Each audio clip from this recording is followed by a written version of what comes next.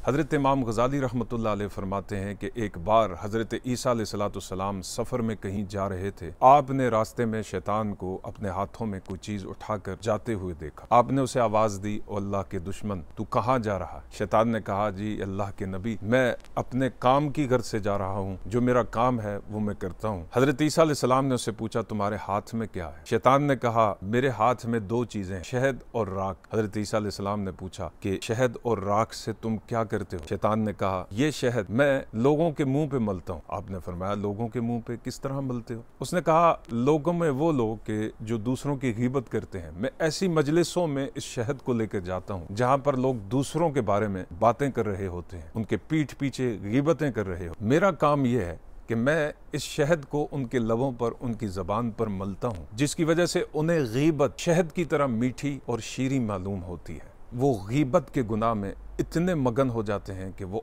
और शिद्दत से गीबत पर गीबत ही करते चले जाते हैं। चुनाचे मेरे लिए उनको गुमराह करना आसान हो जाता है कि वो अपने मुसलमान भाई की पीठ पीछे वो उसका गोश्त खाते हैं और मैं कह के लगाता हूँ, मैं खुश होता हूँ। जनाब ईसा अलैहिस्सलाम ने उससे पूछा, और ये राख, इससे तुम क्या करते हो? शैतान ने कहा, इस राख को मैं जाकर यतीमों के चेहरों पे मल देता हूँ, जिसकी वजह से उनके चेहरे स्याह पड़ जाते हैं, बदनुमा हो जाते हैं, और साहिब हैसियत लोग उनकी इस बदनुमाई की वजह से उन पर तरस नहीं खाते और उनके दिल उनकी तरफ मुतवज्जे नहीं होते। तो हज़रत ईसा अलैहिस्सलाम ने अल्लाह की पनाह मांगी।